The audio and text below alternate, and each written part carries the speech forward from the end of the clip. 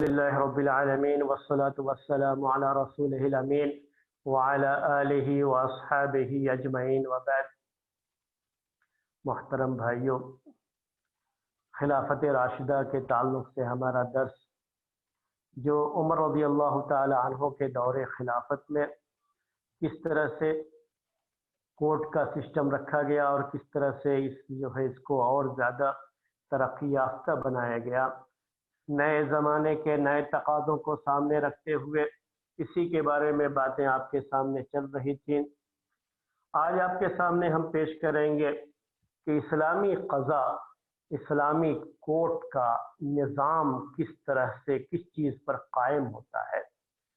اور پورے طریقے سے اسلامی کورٹ میں کسی بھی بات کو ثابت کرنا، رد کرنا، اس میں کیا کیا چیزیں دیکھی جاتی ہیں. اور عمر رضی اللہ تعالی عنہ کے دور خلافت میں اس کے پہلے بھی یہ چیز تھی، یعنی اللہ کے رسول صلی اللہ علیہ وسلم کے زمانے میں بھی تھی، ابوبکر صدیق رضی اللہ تعالیٰ عنہ کے دور میں بھی تھی، لیکن عمر رضی اللہ تعالیٰ عنہ کے دور میں کس طریقے سے اسے مزید جو ہے پختگی جو ہے عطا ہوئی اور اس کو ڈیولپ کیا گیا، کیونکہ حالات کا، وقت کا تقاضا وہی تھا جو پہلے بھی باتیں ہم نے آپ کے سامنے پیش کی. تو آج اس کو جو ہے ذہن میں رکھیے، یہ اہم جو ہے ٹاپک ہے کہ اسلامی قضا یہ کس بیس پر قائم ہوتا ہے. اگر کورٹ ہے اسلامی کورٹ اور وہاں پر کوئی بھی مسئلہ پیش کیا گیا ہے تو کس آدھار پر کوئی فیصلہ اسلامی کورٹ میں صادر کیا جاتا ہے، نافذ کیا جاتا ہے، وہ چیزیں جو ہے پہلے آج کے درس میں آپ کے سامنے پیش کی جائیں گی، کیونکہ یہ چیزیں بہت واضح طور پر عمر رضی اللہ تعالیٰ عنہ کے دور خلافت میں رہی. پہلے بھی چیزیں تھیں، میں نے آپ کو یہ بھی کہا، ایسا نہیں، کیونکہ یہ تو اسلامی کورٹ ہے. تو اسلامی کورٹ کا جو مسئلہ اللہ کے رسول صلی اللہ علیہ وسلم کے زمانے میں تھا، ابوبکر صدیق رضی اللہ تعالیٰ عنہ کے دور میں تھا، وہی عمر رضی اللہ تعالیٰ عنہ کے دور میں بھی تھا. بس یہ ہے کہ اس کو ایک الگ سے ایک شکل دے دی گئی تھی جو پہلے وہ شکل اسے نہیں تھی. تو اسلام میں کسی بھی فیصلے کے لیے جو بیس ہے، سب سے پہلی چیز اس میں ہے اقرار. اقرار کا مطلب کیا ہوتا ہے کہ مجرم خود اعتراف کر لے کہ یہ جرم میں نے کیا ہے. اقرار، یہ اعتراف، مجرم خود اقرار کر لے کہ یہ جرم میں نے کیا ہے، تو اس اعتراف کی وجہ سے، اس اقرار کی وجہ سے اسلامی کورٹ میں اس کے خلاف فرد جرم یہ عائد ہوتی ہے اور اس کے لحاظ سے اسے مجرم، اس کے جو ہے مجرم اس کو مانا جاتا ہے، اور یہ فیصلہ ہوتا ہے کہ یہ واقعی مجرم ہے اور اس جرم کی جو سزا شریعت میں ہے وہ شریعت کی سزا اس کے اوپر نافذ کی جائے. تو پہلی چیز کیا ہوتی ہے؟ اقرار. یاد رکھیے گا، پہلی چیز کیا ہے؟ اقرار. مجرم خود اقرار کر لے، اعتراف کر لے. اگر مجرم خود اقرار کر لیتا ہے، اعتراف کر لیتا ہے، تو ہمیں یقین ہو جاتا ہے کہ واقعی اس نے جرم کیا ہے، یا یقین حاصل نہیں ہوتا ہے؟ ہاں بتائیے، آپ میں سے کوئی بھی بتائیے کہ کیا ہمیں یقین حاصل ہو جاتا ہے؟ آپ تھوڑی دیر کے لیے مان لیجئے کہ آپ ہی جج ہیں، اسلامی جج ہیں، اسلامی کورٹ کے جج ہیں، اور آپ کے سامنے کسی مجرم نے آ کر کے اعتراف کر لیا، اقرار کر لیا کہ اس سے یہ جرم ہوا ہے، تو کیا اسے مان کر کے آپ اس کے اوپر سزا نافذ کریں گے؟ آپ کو یقین حاصل ہو جائے گا کہ واقعی اسی نے جرم کیا ہے، یا یقین حاصل نہیں ہوگا؟ جی ہاں، کوئی جواب دے تو پھر جو ہے میں بات کو آگے پیش کروں. کبھی کبھی میں سوال بھی کر لیتا ہوں. ہاں، یقین ہو جائے گا شیخ، یقین حاصل ہو جائے گا. اعتراف کرنے کی وجہ سے یقین حاصل ہو جائے گا کہ واقعی یہی مجرم ہے. اب آج کل تو آپ سنتے ہوں گے، دیکھتے ہوں گے کہ جرم کوئی اور کرتا ہے، اقرار کوئی آ کر کے اور کر لیتا ہے. کیا ایسا ممکن نہیں ہے کہ یہ آدمی کسی دباؤ کی وجہ سے اقرار کر رہا ہو؟ کیا ایسا ممکن نہیں ہے کہ کسی دوسرے کو بچانے کے لیے اقرار کر رہا ہو؟ کوئی دباؤ تو نہیں ہے لیکن کسی اور کو بچانے کے لیے جس کو اس نے اپنی آنکھوں سے دیکھا ہے جرم کرتے ہوئے، لیکن اس کو بچانے کے لیے یہ آگے بڑھ کر کے خود اعتراف کر رہا ہے تاکہ وہ بچ جائے اور اس کے بدلے میں اس کو سزا مل جائے۔ اور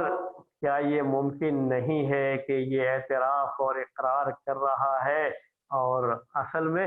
یہ ذرا اس کا کوئی اسکرو ڈھیلا ہے، اس کی وجہ سے اس کو پتہ نہیں ہے کہ یہ کہہ کیا رہا ہے۔ آج کے زمانے میں کیا کہتے ہیں، کوئی اسکرو ڈھیلا ہے۔ پہلے لوگ کہتے تھے کہ مجنون ہے، پاگل ہے، دیوانہ ہے، کہیں نہ کہیں عقل میں کمزوری ہے اور اس کی وجہ سے وہ کچھ سمجھ نہیں پایا اور وہ کہہ رہا ہے کہ میں نے یہ کیا ہے، حالانکہ اس نے نہیں کیا ہے۔ تو ایسا کچھ بھی تو ممکن ہے نا۔ تو ان سب چیزوں کے ہوتے ہوئے آپ کہیں گے کہ یقین ہے یا یقین نہیں ہے؟ اب شاید رائے بدل دیں گے آپ۔ جی بولیے۔ اس چیز کو ویریفائی کرنا پڑے۔ اب رائے بدل گئی نہیں، یقین تو نہیں ہوتا ہے، یقین تو نہیں ہوتا ہے۔ اسی لیے قاضی اور جج کے سامنے اقرار یہ سب سے اہم بنیاد ہے فیصلے کے لیے، سب سے پہلے نمبر پر اسی کو رکھتے ہیں، یعنی سب سے زیادہ قوت اسی میں، اسٹرانگ اگر جو ہے کسی کے تعلق سے، جرم کے تعلق سے، جرم کو ثابت کرنے کے تعلق سے سب سے اسٹرانگ جو معاملہ بنتا ہے نا وہ یہی ہے کہ آدمی خود اقرار کر لیتا ہے۔ آج بھی دنیا کے کورٹ میں اقرار کرنے کو بہت اہمیت دی جاتی ہے، لیکن میں نے آپ سے کہا کہ یہ گنجائش موجود ہوتی ہے، اس لیے صرف اقرار کر لینے کی بنیاد پر ہی یہ فیصلہ نہیں سنایا جائے گا، بلکہ قرائن کو بھی دیکھا جائے گا، حالات کو بھی دیکھا جائے گا اور کوشش کی جائے گی یہ معلوم کرنے کی کہ یہ جو ہے اقرار یا یہ اعتراف کسی دباؤ کا نتیجہ تو نہیں ہے، یا یہ کہ آدمی کی عقل ٹھکانے ہے یا نہیں ہے، کہیں اس کو عقل کی کوئی پریشانی تو نہیں ہے۔ یہ سب چیزیں یہ معلومات کی جائیں گی اللہ کے رسول صلی اللہ علیہ وسلم کی خدمت میں۔ میں نے آپ سے کہا کہ یہ سلسلہ تو اللہ کے رسول صلی اللہ علیہ وسلم کے زمانے سے ہی چلا آ رہا ہے، لیکن اس زمانے میں باقاعدہ کورٹ الگ سے جو ہے اس کا کوئی یہ نہیں تھا، جو عمر رضی اللہ تعالیٰ عنہ کے دور میں شروع ہوا۔ اللہ کے رسول صلی اللہ علیہ وسلم کے پاس ہی لوگ آتے، آپ جہاں کہیں بھی رہتے، گھر میں رہتے تو گھر میں ہی آ جاتے، مسجد میں ہوتے تو مسجد میں، گھر میں بھی آ کر کے آپ سے پوچھ لیتے تھے، اور جو بھی جو ہے وہ فیصلے کی بات ہوتی تھی جو وہاں لوگ راستہ چلتے ہوئے بھی جو ہے اس طرح کے اپنے مقدمات پیش کر دیا کرتے تھے، تو یہ چیزیں ہوتی تھی۔ تو اللہ کے رسول صلی اللہ علیہ وسلم نماز کے لیے نکلے، یا کہیے جو ہے آپ صحابہ کے درمیان سے ایک آدمی آیا، وہ معاذ اسلمی رضی اللہ تعالی عنہ، ان سے غلطی ہو گئی تھی، شادی شدہ آدمی تھے لیکن غلطی ہو گئی تھی ان سے کہ انہوں نے کسی عورت کے ساتھ بدکاری کر لی تھی، زنا کر لیا تھا، لیکن صحابی تھے اور صحابی ہونے کی وجہ سے ایمان کی جو قوت تھی، ایمان کی جو طاقت تھی، اور آخرت پہ ایمان اور قیامت کے دن سزا جو بہت سخت ہے اس سزا پر ایمان، یہ سب چیزیں جو ان کے اندر تھیں، ان سب چیزوں کی وجہ سے وہ بھاگے آئے۔ غلطی تو ہو گئی، گناہ ہو گیا، کیونکہ انسان ہے اور انسان کبھی کبھی نفس اس کے اوپر غالب آ جاتا ہے، لیکن جیسے ہی غلطی ہوئی شعور جو انسان کا، ضمیر جو جاگتا ہے، اور یہ صفت ہمیں صحابہ کے اندر ملتی تھی کہ صحابہ جو ہے غلطی ہو جانے کے بعد جلدی سے مجھے اس کی سزا دنیا میں مل جائے، کیونکہ آخرت میں سزا ملی تو بہت سخت سزا ہوگی وہاں کی، تو بھاگے وہ اللہ کے رسول صلی اللہ علیہ وسلم کی خدمت میں حاضر ہوئے، اور حاضر ہو کر کے انہوں نے یہ اعتراف کیا، اقرار کیا کہ مجھ سے غلطی ہو گئی ہے، میں نے زنا کیا ہے، میں ہلاک ہو گیا ہوں۔ یعنی اس طرح کی بات جو ہے انہوں نے آ کر کے اللہ کے رسول صلی اللہ علیہ وسلم کے سامنے پوچھی۔ اللہ کے رسول صلی اللہ علیہ وسلم نے پہلے تو ان کی طرف زیادہ توجہ نہیں دیا، لیکن انہوں نے اسی طرح سے ایک کے بعد ایک تقریباً 4 مرتبہ یہ اقرار کیا انہوں نے۔ اللہ کے رسول صلی اللہ علیہ وسلم نے اس کے بعد صحابہ جو ان کے جو ہے ساتھی لوگ تھے ان سے پوچھا کہ کیا انہوں نے، ان کی عقل صحیح ہے یا نہیں ہے؟ اب ہی جنون کہیں ان کے عقل کا کوئی مسئلہ تو نہیں ہے, کہیں کوئی اسکو ڈھیلا تو نہیں ہے ان کا. یعنی اگر ہم اردو میں آج کہنا چاہیں سمجھنے کے لیے تو آپ ان الفاظ میں بھی کہہ سکتے ہیں. جب لوگوں نے کہا نہیں نہیں بالکل یہ صحیح ہے, کچھ بھی معاملہ نہیں ہے, اور اللہ کے رسول صلی اللہ علیہ وسلم کو یقین ہو گیا کہ یہ جو اقرار کر رہے ہیں یہ اپنے اس اقرار میں بالکل صحیح ہے اور کہیں کوئی معاملہ نہیں ہے, ان کا یہ اقرار اور اعتراف قابل قبول ہے, تب آپ نے جو ہے صحابہ کو حکم دیا کہ ان کو لے جائیں میدان پر اور پتھر مار مار کر کے ہلاک کریں. تو یہ چیز جو سزا ہے دنیا میں, یہ سزا کب دینے کے لیے کہا آپ نے؟ صرف انہوں نے ایک مرتبہ آ کے کہا میں نے ایسا کیا, اسی پر نہیں کہا, بلکہ اطمینان کر لینے کے بعد ہی, ہر طرح سے اطمینان ہو جانے کے بعد ہی آپ نے ان کے اوپر سزا نافذ کرنے کے لیے کہا. تو یہ ایک بات تھی, اقرار کر لینا, اعتراف کر لینا, یہ کئی مرتبہ چیزیں ہوئی ہیں اللہ کے رسول صلی اللہ علیہ وسلم کے زمانے میں, اور اس کے لحاظ سے فیصلے بھی جو ہے کیے گئے. آپ نے باقاعدہ جو ہے پورے طریقے سے چھان بین کی ہے. ایک مرتبہ امرا غامدیہ کہا جاتا ہے, ایک خاتون, ان سے بھی اس طرح کی غلطی ہو گئی تھی, لیکن ایمان تھا, ایمان کی قوت تھی, ایمان بڑا مضبوط تھا. تو جیسے ہی غلطی ہوئی, احساس ہوا اس کا, تو یہ بھی اللہ کے رسول صلی اللہ علیہ وسلم کے پاس بھاگی بھاگی آئیں اور آ کر کے اعتراف کیا کہ مجھ سے یہ گناہ ہو گیا ہے. اللہ کے رسول صلی اللہ علیہ وسلم نے ان کو بھی تھوڑا جو ہے آپ نے فوری طور پر بات ان کی لی نہیں, تھوڑا جو ہے بے رخی آپ نے اختیار کی ان سے. تب انہوں نے کہا کہ آپ کیا مجھے ٹالنا چاہتے ہیں؟ جیسے ماعز کو آپ نے ٹالنا چاہا تھا, مجھے بھی ٹالنا چاہتے ہیں. میں آپ کو بتا دوں کہ پیٹ میں بچہ بھی ہے. کہا کہ میں حمل سے بھی ہوں. یاد رکھیے گا, پہلے تو اقرار ابھی ہم نے ذکر کیا آپ کے سامنے, اسی اقرار سے جڑی ہوئی ایک چیز ہے کہ ایسا کوئی ثبوت جو خود بتا رہا ہے کہ ایسی غلطی ہوئی ہے. اب کیا ہے, زنا کے تعلق سے, عورت کے تعلق سے ایک ثبوت, بڑا ثبوت کیا ہے کہ عورت حمل سے, پیٹ میں بچہ ہے. اگر شوہر حاضر نہیں ہے, پاس میں نہیں ہے, اور پیٹ میں بچہ ہے, تو ظاہر سی بات ہے کہ یہ کسی اور کا ہے. تو عورت خود آ کر کے اقرار کر رہی ہے اور پیٹ میں بچہ بھی ہے. اب تو کوئی شبہ کی گنجائش بھی نہیں ہے اس میں, اب تو یقین حاصل ہو ہی جائے گا.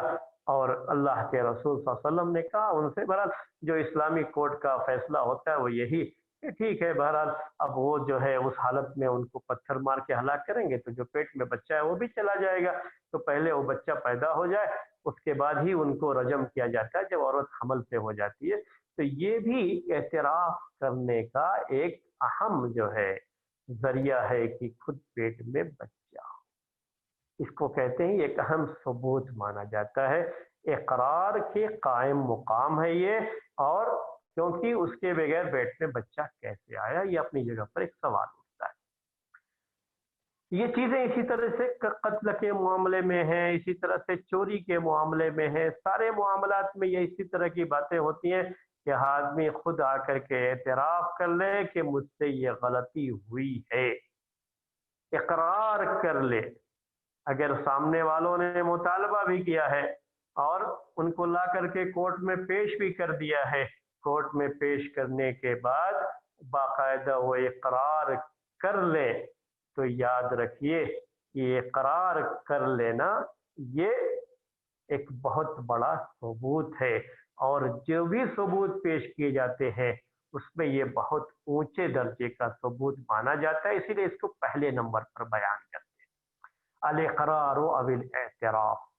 تو اسلامی کورٹ کسی بھی معاملے کو جب چھان بین کرتی ہے تو سب سے پہلے جو چیز اس کے یہاں ہے پروف میں یا کسی بھی جرم کے ثبوت کے لیے, وہ پہلے نمبر پر کیا, اقرار اور اعتراف. اس کے بعد جو ہے اگر اس کی طرف سے اقرار اور اعتراف نہیں ہے, جیسا صحابہ کے دور میں ہوتا تھا, صحابہ کے دور میں اللہ کے رسول صلی اللہ علیہ وسلم کے زمانے میں ایسے ہی تھا میرے بھائیوں, کہ کسی کو مجرم کو اگر کبھی لایا بھی یا تو خود سے اس نے اعتراف کیا, آ کر کے اقرار کیا, اگر کسی کو لایا بھی گیا ہے تو اس نے جھوٹ کبھی نہیں کہا اور اقرار کیا ہے۔ یہی چیز اس زمانے میں ہوتی تھی۔ بس تو ہی ایسے واقع پیش آئے ہیں اللہ کے رسول صلی اللہ علیہ وسلم کے زمانے میں، جہاں پر، اور وہ لعان کا مسئلہ ہے، جہاں یہ بالکل یقینی طور پر یہ بات کہی جائے گی کہ ان میں سے کوئی ایک جھوٹا تھا۔ لعان کے دو معاملے جو پیش آئے تھے، مشہور جو دو واقعے ہیں، وہ ہے وہمی اجلانی کا واقعہ، اور ایک دوسرا جو ہے واقعہ بھی جو ہے پیش آیا تھا اللہ کے رسول صلی اللہ علیہ وسلم کے زمانے میں۔ یہ لعان کا مسئلہ تھا۔ لعان کا مسئلہ کیا ہوتا ہے کہ کسی شوہر نے اپنی بیوی کو غلط کام کرتے ہوئے دیکھ لیا، بیوی گھر میں کسی اور مرد کو بلا کر کے اس کے ساتھ اس نے زنا کرایا، اب شوہر کا اسی دوران گھر میں آنا ہو گیا اور شوہر نے اس کو اسی حالت میں دیکھ لیا۔ اب مسئلہ یہ ہے کہ زنا کے ثبوت کے لیے اسلام میں 4 گواہوں کی ضرورت پیش آتی ہے۔ اب اگر یہ آدمی جائے گا 3 اور بلا کر کے لانے کے لیے، تب تک تو یہ معاملہ جو ہے یہ فارغ ہو کر کے چلا جائے گا۔ اور یہاں ضروری یہ ہے کہ جب گواہ پیش کی جائیں گے تو 4 گواہ اسی کیفیت میں اس کو دیکھیں، زنا کی کیفیت میں اس کو دیکھیں۔ تو صحابی نے آ کر کے اللہ کے رسول صلی اللہ علیہ وسلم کے سامنے یہی اشکال پیش کیا، یہ ڈاؤٹ پیش کیا، اللہ کے رسول یہ کیسے ہو سکتا ہے جو 4 گواہ کس کے لیے ہونے چاہیے؟ زنا کے ثبوت کے لیے 4 گواہ ہونے چاہیے، تو اگر ہم نے اپنی بیوی کو اس حالت میں دیکھا تو ہم 4 اگر جمع کرنے جائیں گے تب تک تو آدمی چلا جائے گا۔ اور یہ معاملہ ایسا ہے کہ اپنی بیوی کو اس کیفیت میں دیکھ کر کے ہم صبر تو نہیں کر سکتے، ہم اس بیوی کو کیسے اپنے پاس رکھ سکتے ہیں؟ صبر تو نہیں کر سکتے ایسی بیویوں کے ساتھ۔ تو آیت لعان نازل ہوئی۔ آیت لعان میں یہ ہے کہ دونوں کو اصل میں قسمیں کھانی پڑتی ہیں، 5ویں مرتبہ یہ کہنا پڑتا ہے، شوہر جو ہے یہ کہتا ہے کہ اس کے اوپر لعنت ہو، یعنی اس کی بیوی پر لعنت ہو اگر یہ جھوٹا ہو اور وہ سچی ہو۔ تو اگر اس کے اوپر نہیں، شوہر اپنے اوپر لعنت بھیجتا ہے کہ اس کے اوپر لعنت ہو اگر جو ہے میں جھوٹا ہوں اور عورت سچی ہے، تو اس پر اللہ کی لعنت ہو۔ عورت جو ہے ایسے ہی وہ بھی 5 مرتبہ یہ کہنا پڑتا ہے اس کو۔ میں کہنا یہ چاہ رہا تھا، میں اصل میں ہمارا معاملہ تو یہ اسلامی کورٹ کا ہے، ہمارا مسئلہ اس کا نہیں ہے یہ لعان وغیرہ کا، تو میں یہ بتانا صرف چاہ رہا تھا کہ اس معاملے میں ایسا ہوا کہ دونوں نے قسمیں کھا لی، شوہر نے بھی بیوی نے بھی، حالانکہ دونوں میں سے کوئی ایک سچا ہوگا کوئی ایک جھوٹا ہوگا، لیکن اللہ کے رسول صلی اللہ علیہ وسلم کے سامنے دونوں نے قسمیں کھا لی اور اعتراف نہیں کیا اس موقع پر۔ تو وہ جو ہے یہ 2 معاملے پیش آئے تھے۔ تو اللہ کے رسول صلی اللہ علیہ وسلم کے زمانے میں تو یہ نہیں تھا کہ آدمی جھوٹے طور پر آ کر کے اقرار کر لے گا یا اعتراف کر لے گا، اس نے گناہ نہیں کیا پھر بھی آ کر کے کہہ دے گا، یا زور زبردستی کسی کے ساتھ ایسا کیا کرایا گیا ہو، ایسا تو نہیں تھا۔ اس زمانے میں لوگ سچے تھے، اس لیے اگر کسی کا کوئی معاملہ پیش بھی آیا تو آ کر کے اعتراف بھی کر لیتے تھے، اقرار بھی کر لیتے تھے، اور یہ اقرار اور اعتراف بہت اونچے درجے کا مانا جاتا تھا ثبوت کے طور پر۔ اس کے بعد اب اسی اقرار کا ایک جو ہے پہلو یہ بھی ہے، آج کے زمانے میں یہ چیزیں جو ہے زیادہ اہمیت رکھتی ہے۔ میں نے آپ سے کہا کہ زمانے کے ساتھ ساتھ یہ اقرار اور اعتراف یہ تو چیز وہی رہ جائے گی، لیکن کچھ شکلیں بدلیں گی۔ اب آج کے زمانے کے لحاظ سے اس اقرار اور اعتراف میں یہ داخل ہے میرے بھائیوں کہ باقاعدہ کسی کے ہاتھ کی تحریر موجود ہے، یعنی ریٹن میں پہلے سے اس نے یہ کہہ رکھا ہے، کر رکھا ہے، اور باقاعدہ اس کی طرف سے لکھی ہوئی چیز ہے، اور اس سے لا کر کے کورٹ میں پیش کر دیا گیا۔ اب یہاں پر بھی یہ جب اس کے ہاتھ کی تحریر، یعنی اسی کے ہاتھ کی لکھی ہوئی چیز لا کر کے پیش کر دیا جو اقرار ہے اس کی طرف سے، یہاں پر بھی وہی معاملہ آئے گا میرے بھائیوں کہ اس میں تحقیق کرنا ہوگا کہ واقعی یہ اسی کی تحریر ہے یا نہیں ہے۔ پہلے تو یہ کیونکہ ابھی ऐसा मुमकिन है कि उसी के जैसी राइटिंग हैंड राइटिंग में किसी और ने लिख दिया। तो ये तहकीक बहुत ज़रूरी है उसके ताल्लुक से। और दूसरी बात ये ज़रूरी है कि ये साबित करना है कोर्ट के अंदर कि ये जो तहरीर पेश की जा रही है वाकई माने में इसी ने लिखा है, इसी की लिखी हुई। अगर सिग्नेचर है तो सिग्नेचर में, चूंकि आजकल तो हर चीज जो है कंप्यूटराइज होती है, सिर्फ सिग्नेचर का मामला होता है, तो लिखा हुआ तो ये इससे है, मशीन से लिखा हुआ है, लेकिन सिग्नेचर उसी का है।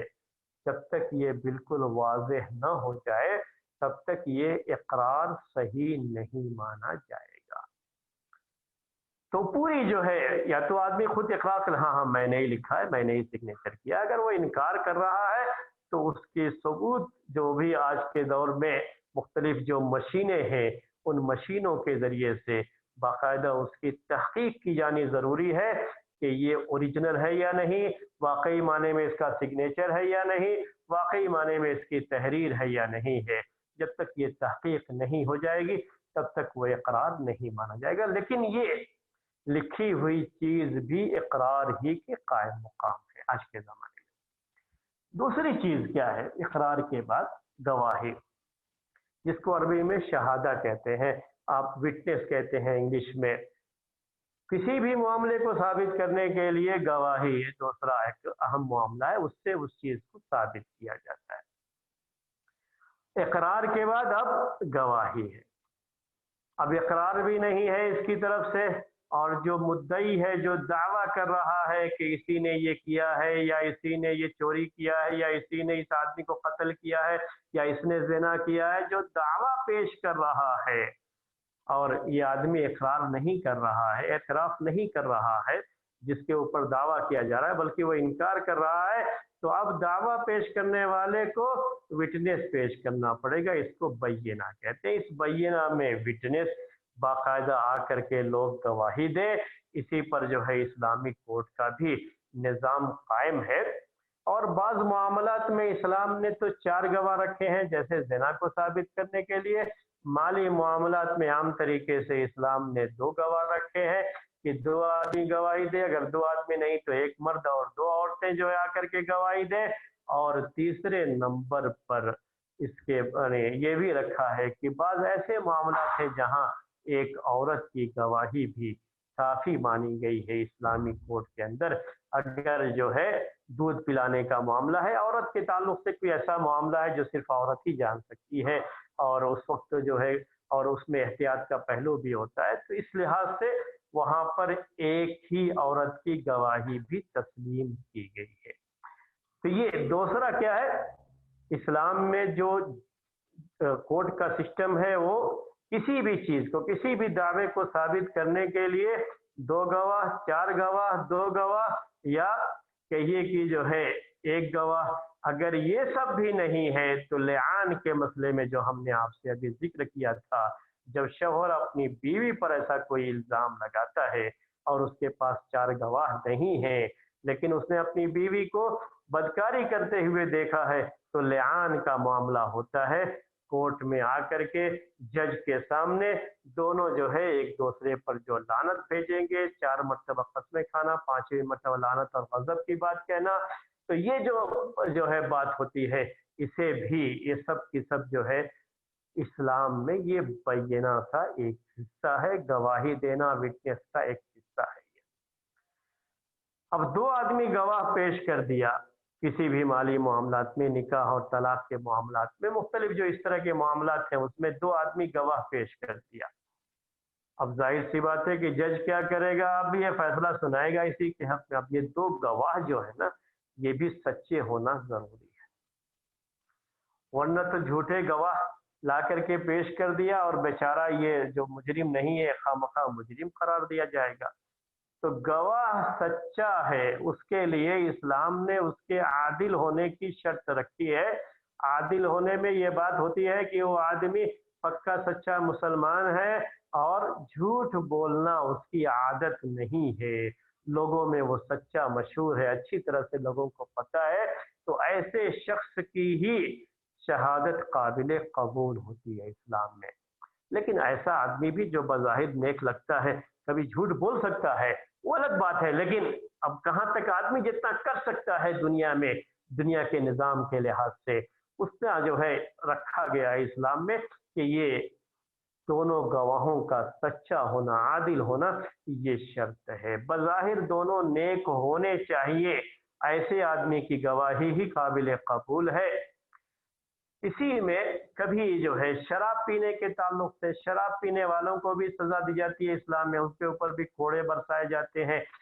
40 کوڑے کی سزا یا 80 کوڑے کی سزا۔ اور آگے جو ہے عمر رضی اللہ تعالیٰ عنہ کے دور خلافت میں جو چیز ہوئی، اس کی روشنی میں آپ کے سامنے وہ پیش کروں گا آگے چل کر کے۔ وہ اسی کا ایک حصہ ہے کہ اسلامی کورٹ کے نظام کا ایک حصہ ہے وہ۔ اب اگر کسی شخص نے آ کر کے یہ کہا کہ میں نے اس کو شراب پیتے ہوئے دیکھا ہے، اور دوسرا شراب پیتے ہوئے تو نہیں دیکھا ہے، لیکن اس نے یہ کہا کہ میں نے اس کو شراب قے کرتے ہوئے دیکھا، یعنی اس کو قے کیا اس نے اور اس کے قے میں شراب کی بو آ رہی ہے، تو ظاہر سی بات ہے کہ آدمی اگر شراب پیا نہ ہو تو قے کیسے کرے گا؟ یہ دو گواہی مان لی جاتی ہے، یاد رکھیں۔ تو یہ گواہوں کے تعلق سے جو بھی قرائن ہوتے ہیں، ان قرائن کو بھی سامنے رکھا جاتا ہے۔ آج دنیا میں نظام یہ رکھا گیا ہے کہ جرح کی جاتی ہے گواہوں کی، تاکہ ان کا جھوٹا ہونا یا سچا ہونا ثابت ہو سکے، لیکن یہ سب چیزیں میرے بھائیوں، اگر اسلام ہے دل کے اندر، ایمان ہے دل کے اندر، تو آدمی جھوٹ نہیں بولے گا۔ وہ زیادہ جو ہے اس کی اہمیت زیادہ ہے ایمان کی، اسلام کی۔ اگر وہ خوبی پیدا ہو جائے تو پھر گواہوں کا، جھوٹے گواہوں کا مسئلہ جو ہے نہیں رہے گا۔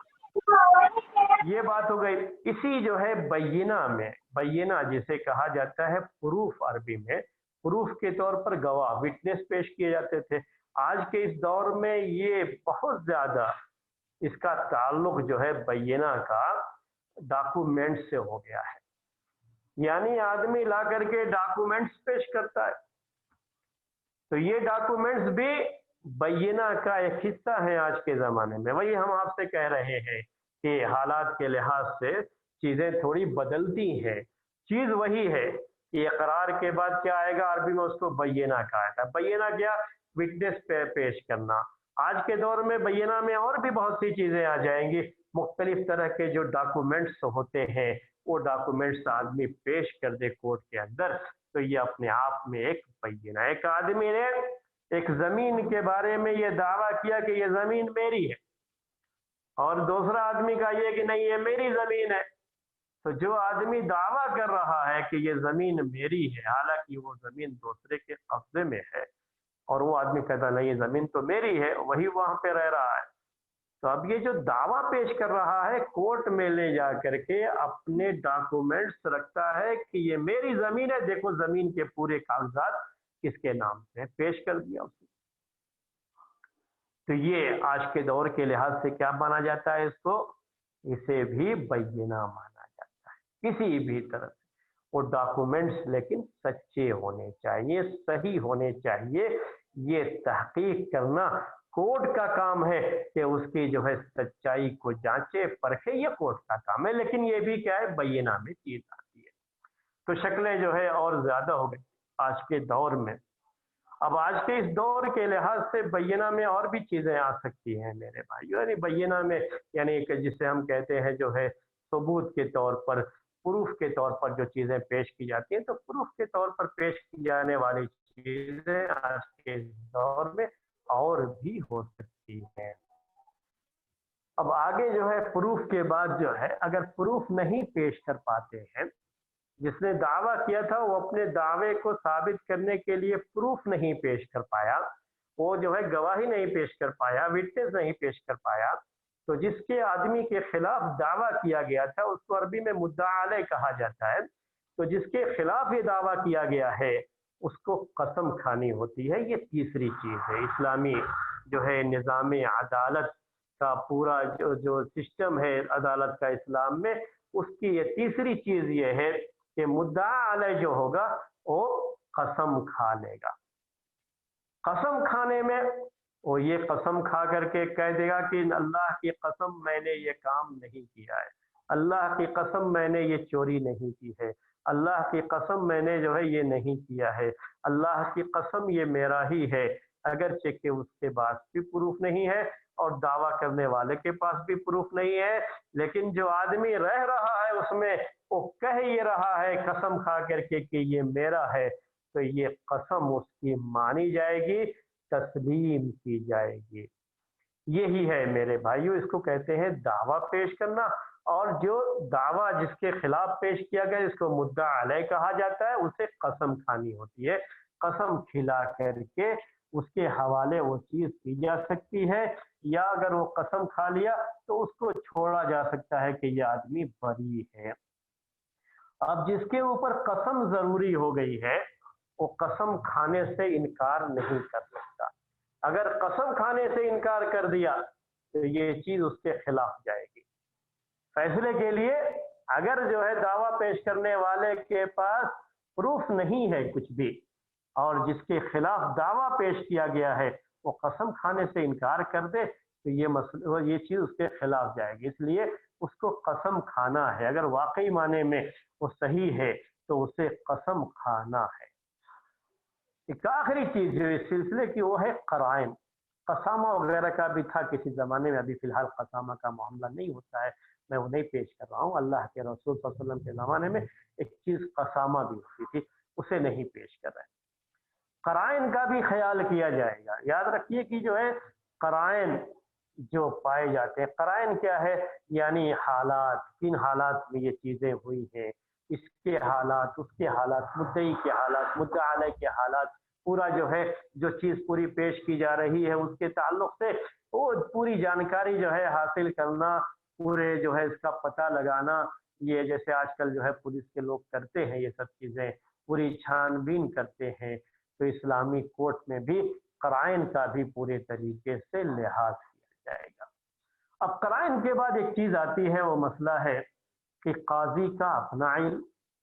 یعنی جج خود جانتا ہو اس سلسلے میں، خود اس نے دیکھا ہو کہ ایسا کیا ہے گیا ہے یا ایسی چیز ہوئی ہے، تو اس سلسلے میں کیا کیا جائے۔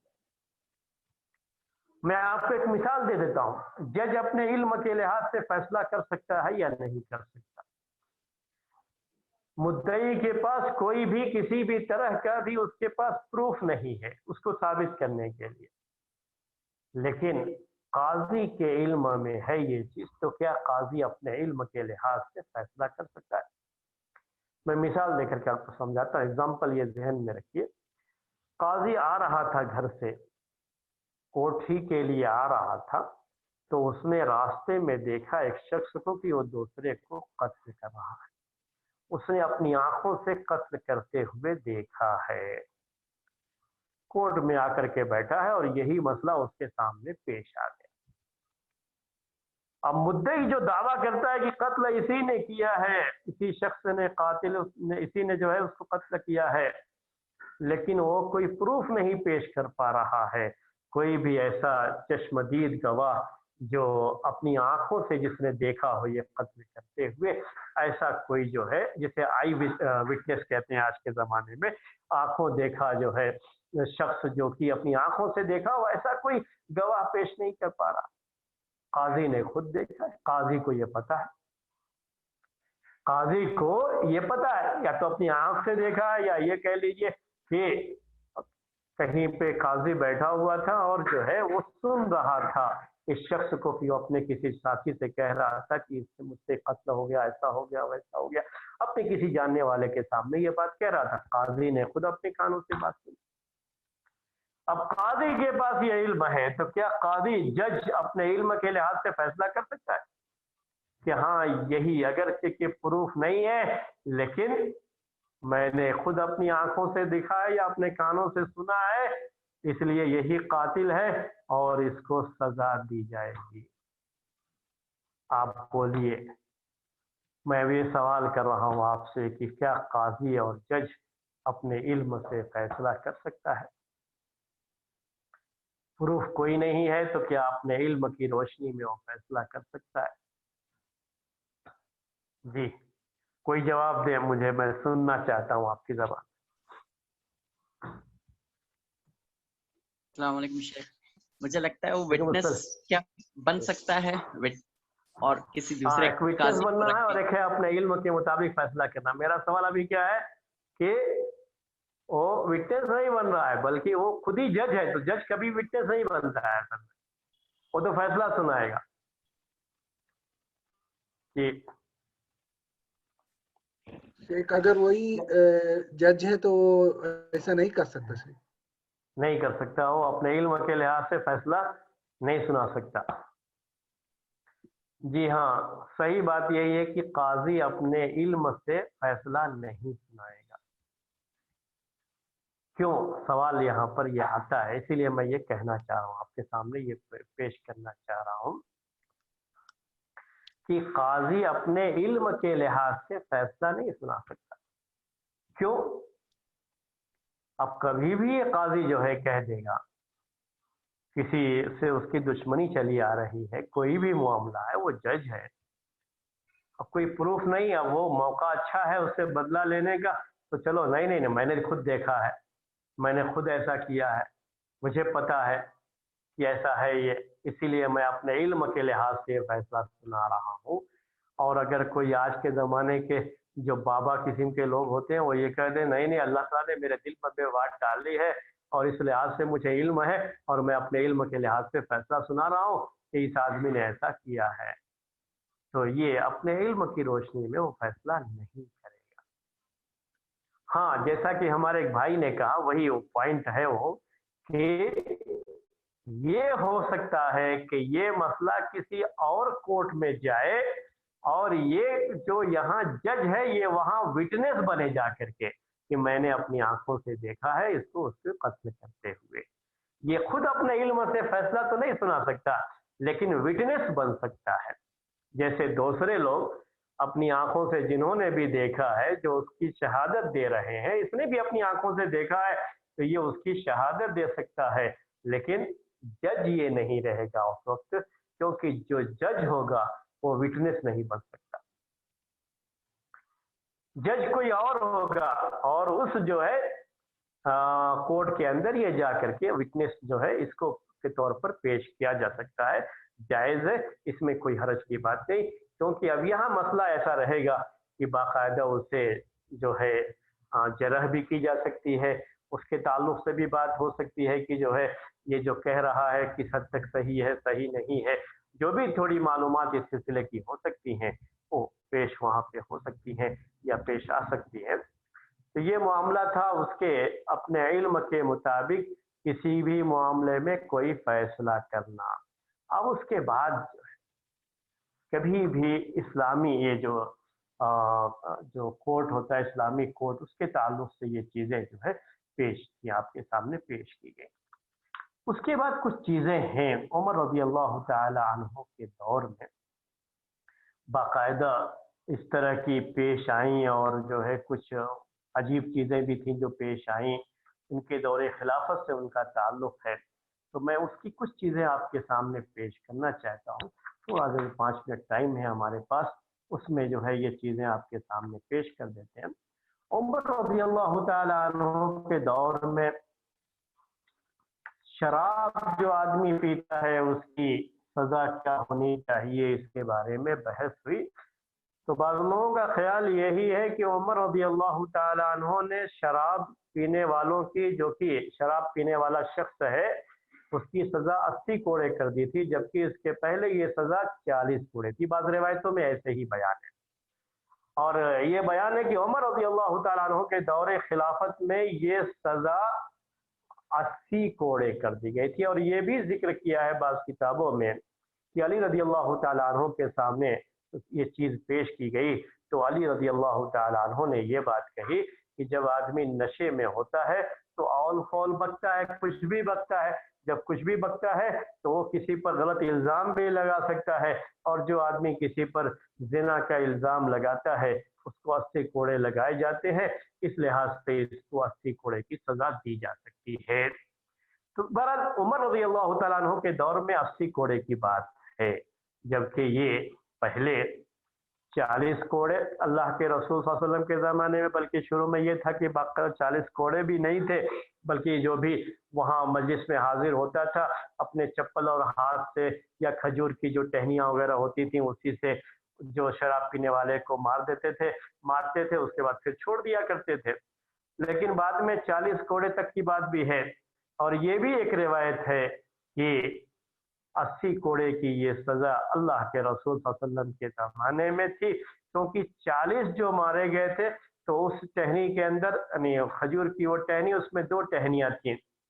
खजूर की वो जो शाख की जो ब्रांच थी उसमें अलग अलग 2 तरफ से टहनियाँ निकली हुई थी, ब्रांचेस निकले हुए थे, उससे मारे थे तो 40 दूनी 80 हो जाता है। तो इस तरह से वो 80 कोड़े अल्लाह के रसूल सल्लल्लाहु अलैहि वसल्लम के ज़माने से भी चले आ रहे हैं। तो ये शराब पीने वाले के ताल्लुक से एक बात है जो उमर रज़ियल्लाहु ताला अन्हु के दौर के बारे में तो ये बात पता ही है कि उनके दौर में 80 कोड़े लगाए जाते थे, जबकि अल्लाह के रसूल सल्लल्लाहु अलैहि वसल्लम के ज़माने में अबू बकर सिद्दीक रज़ियल्लाहु ताला अन्हु के दौरे खिलाफत में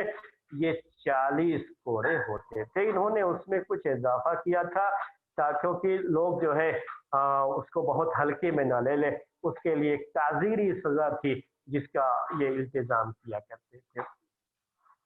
इसी तरीके से उमर रज़ियल्लाहु ताला अन्हु के दौरे खिलाफत में अगर कोई शराब वगैरह बेची जा रही है तो शराब बेचने में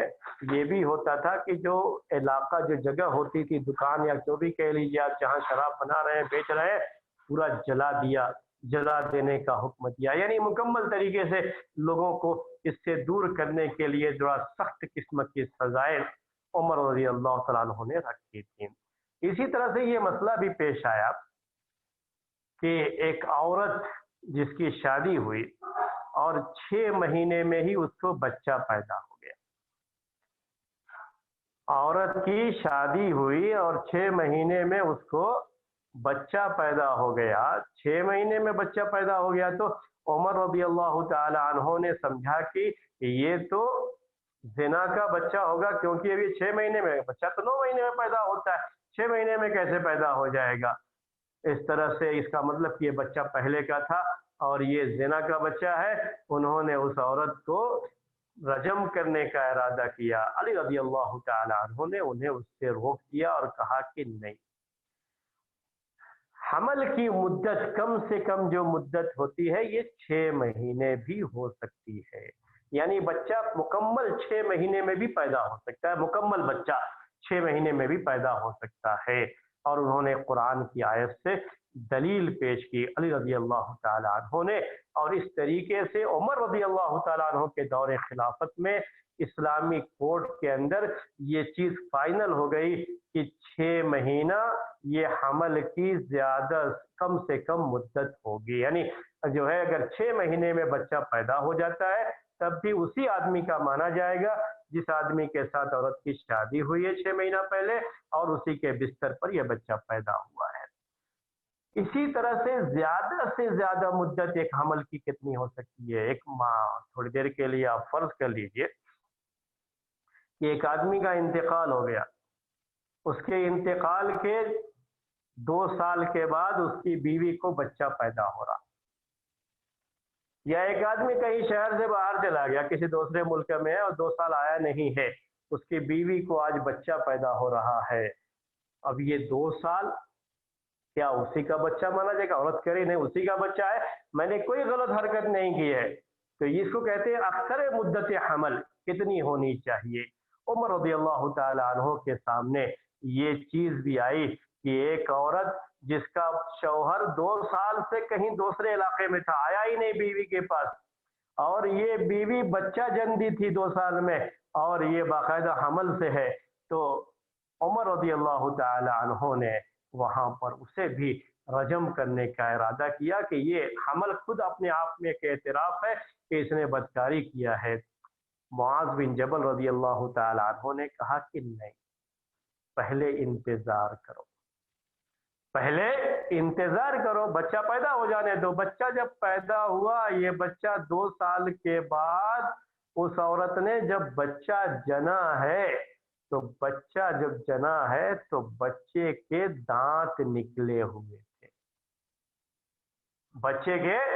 दांत निकले हुए थे, माँ के पेट में ही बच्चे का दांत भी निकल चुका था, और ये उसी शौहर का, और ये बच्चा बिल्कुल उसी शौहर के, यानी बिल्कुल मुशाबहत थी दोनों में, उसी के शक्ल का बिल्कुल बच्चा भी पैदा हुआ था और दांत भी निकला हुआ था। ये उस जमाने में था। आज के जमाने में तो ये लोग थोड़ा सा 9 महीना से अगर एक दिन भी आगे बढ़ेगा तो कहते हैं आज ही डेट थी, अभी बच्चा नहीं हुआ है, ताखीर हो रही है, तो फौरन जो है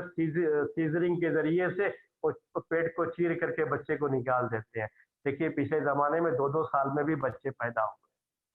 और बच्चा जो है माँ के पेट में ही जो है वो बढ़ता रहता था, यहाँ तक कि दांत भी माँ के पेट में ही निकल आया था।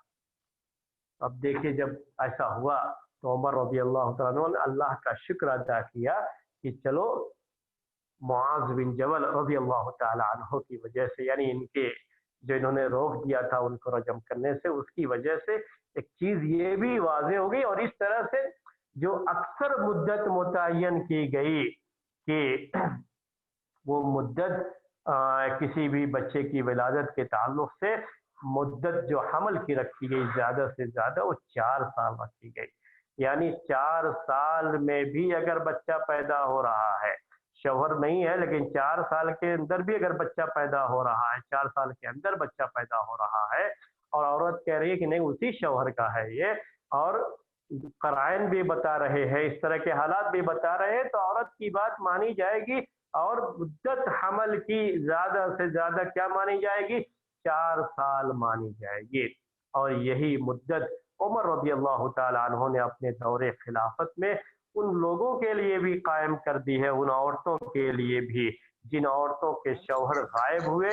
और पता नहीं है कुछ भी, शौहर का 4 साल से गायब है, कुछ भी पता नहीं है, तो 4 साल के बाद ये औरत कोर्ट में जाएगी और जज जो है दोनों के निकाह को फस्ख कर देगा। औरत उसके बाद अपनी इद्दत गुजार करके, फस्ख निकाह की जो इद्दत है गुजार करके किसी और से शादी कर सकती है। तो 4 साल की मुद्दत शौहर के इंतजार के लिए भी रखी जिसका शौहर गायब हो गया। और ये सब की सब इस्लामी कोड जो कि उमर रज़ी अल्लाह तआला अन्हु के दौरे खिलाफत में रही, उसमें ये चीज़ें उनके दौर में मेरे भाइयों पेश आई है, बाकायदा उन्होंने ये चीज़ें जो है रखी थी। ये भी बहुत मशहूर है और आपने बारहा सुना होगा कि उनके ज़माने में ही